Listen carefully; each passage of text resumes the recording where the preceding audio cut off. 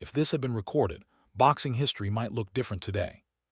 They never meant for this night to be remembered. If it had gone wrong, it would have been denied. If it had gone public, it would have shaken two worlds.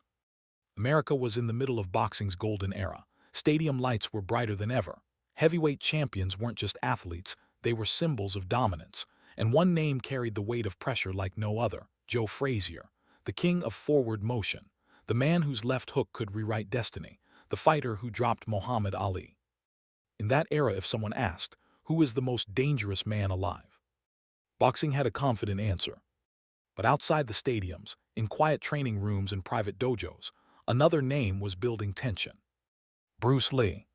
To the public, a movie star. To traditional fighters, controversial. To those who trained with him privately, something far more unsettling. Because Bruce wasn't chasing belts, he wasn't chasing rounds, he was chasing efficiency. And that made him dangerous in a different way. At first, the boxing world dismissed him: speed without gloves, philosophy without proof, a lightweight talking about heavyweights. It sounded unrealistic. Until curiosity replaced ego. The meeting was never meant to be a fight. No press, no audience, no gloves, no referee, just space and two men representing two completely different philosophies of combat. And this is where the tension begins. When Joe Frazier walked into that room, he carried pressure like oxygen. He didn't talk much. He didn't need to. His body spoke for him, shoulders slightly rolled forward, weight balanced for forward movement, breath controlled but heavy. Bruce Lee entered differently. Light steps, calm eyes, no visible tension. He didn't walk like a challenger, he walked like an observer. That alone unsettled the room. Because pressure expects resistance. But Bruce wasn't resisting. He was reading. The first minutes were almost peaceful, conversations about conditioning, about rhythm, about stamina. Frazier's trainers proudly described how their fighter could push forward for 12 rounds without fading, how his pressure broke opponents mentally before physically. Bruce listened. He asked only one question: how do you stay fully aware while constantly moving forward? It sounded simple, but inside that question was doubt. Because pressure narrows vision, and narrowed vision creates openings. The room didn't react loudly, but something shifted. This wasn't admiration. This was analysis. Then they began to move. No announcement, no signal, just instinct. Joe Frazier naturally stepped forward. It was his default state. His body knew only one direction in serious exchanges. Forward. Bruce did not step back in a straight line. Instead, a subtle angle, a half step, almost invisible, so small that if cameras were there, it would require slow motion to understand. But that half step misaligned the pressure. First twist. Joe moved forward again, slightly heavier this time. Not full power, but real intention. The shoulders rolled, the rhythm tightened. Bruce didn't strike. He didn't block. He shifted. And suddenly, Frazier's weight was committed, but his target was no longer where it should have been. Second twist. Bruce's fingers lightly touched near the ribs. Not a punch, not force, just placement. The touch was soft. The message was not: you were open. No words spoken, but everyone in the room understood. For the first time, doubt entered the air. Joe adjusted. Now he wasn't just walking forward. He began cutting angles, subtle head movement, smarter pressure, the champion adapting. Third twist. Bruce did something unexpected. He slowed down. Completely. Instead of increasing speed, he reduced it. Silence filled the room, because when a smaller fighter slows down against a heavyweight, it usually signals caution. But this wasn't caution. It was control. Joe stepped in again. Bruce stepped slightly inward this time, not away.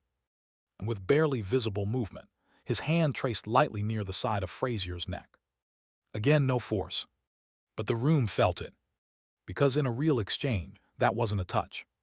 That was timing. Fourth twist. Joe stopped moving for a moment.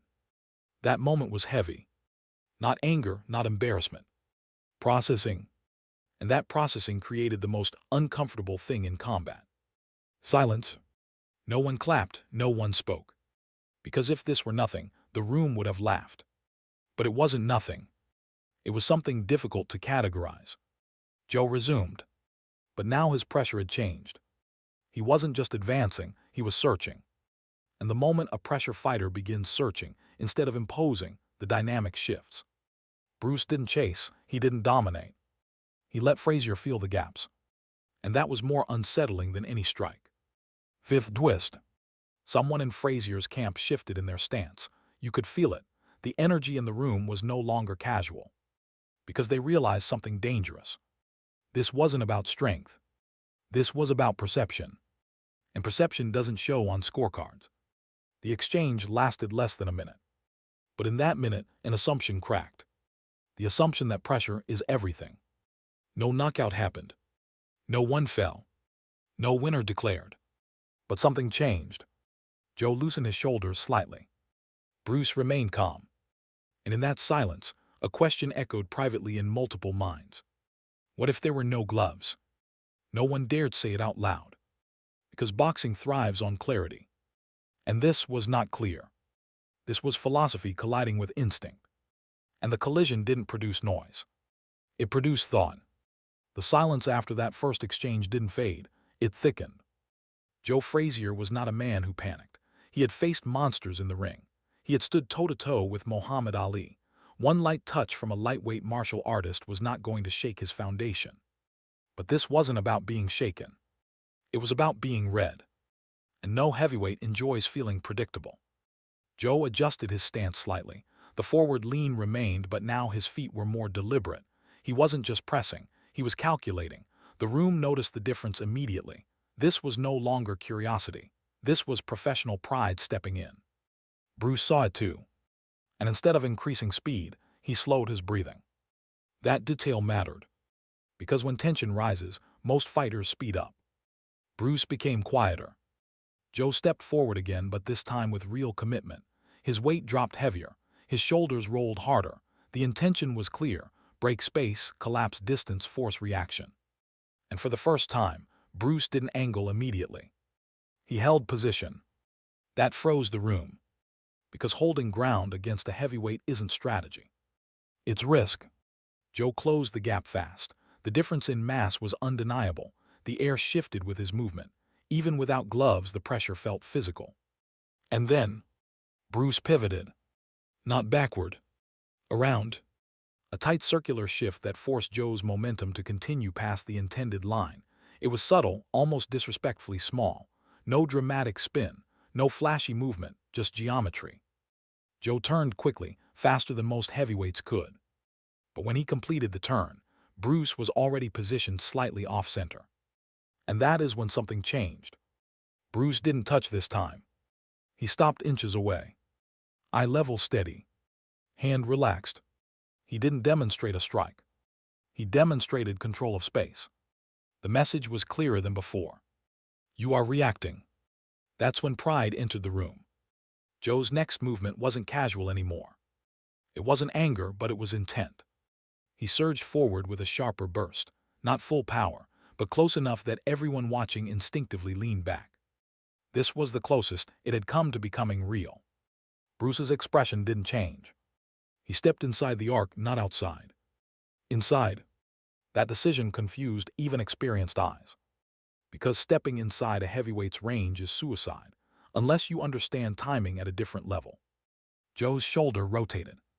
The left side loaded. Everyone saw it coming. Bruce did something almost invisible. He disrupted balance before impact. Not with force. With placement. His forearm redirected the line of pressure just enough that Joe's weight shifted slightly off-axis. No stumble, no dramatic loss of footing, just enough imbalance to make the punch irrelevant. And again, no counterattack. That restraint was more unsettling than aggression. Because if Bruce had struck back, it would have looked competitive. Instead, it looked instructional.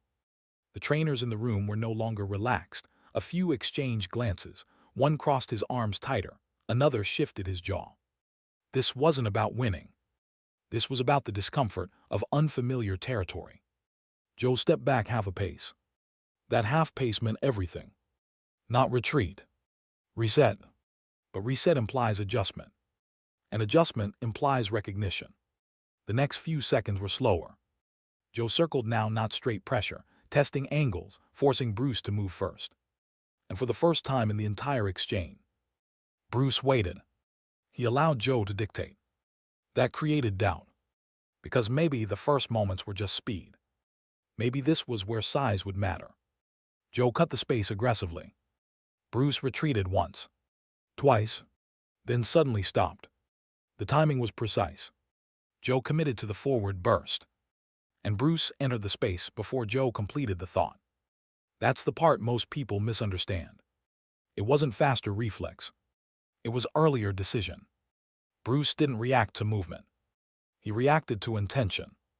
His hand stopped inches from Joe's chest. 2 fingers aligned directly over center line.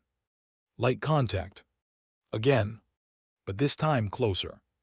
If this were uncontrolled, if this were without awareness, if this were without respect, that touch could have been something else entirely. No one said it, but everyone calculated it. Joe exhaled slowly.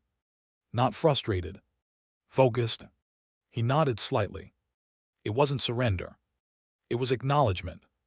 And in that nod, ego dissolved just enough to let curiosity back in. The intensity dropped, but the understanding increased. Joe's pressure had been tested. Bruce's philosophy had been tested. Neither man was exposed as weak. But one thing was undeniable. Pressure without adaptation becomes readable. The room felt smaller now, because when systems collide and neither breaks, evolution begins. Joe asked a short question. Timing?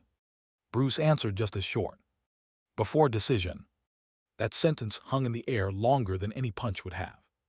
Before decision. That means the fight is altered before it begins. The trainers tried to normalize the atmosphere, a light comment here, a casual tone there. But it didn't fully land, because something irreversible had happened. Not physically, mentally. Joe stepped forward one last time. Not to test, not to challenge, just to feel. Bruce met him in neutral distance. No movement, no demonstration. Just 2 professionals understanding a boundary. And then it ended.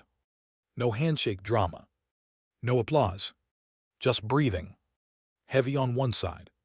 Controlled on the other. And silence swallowing the rest.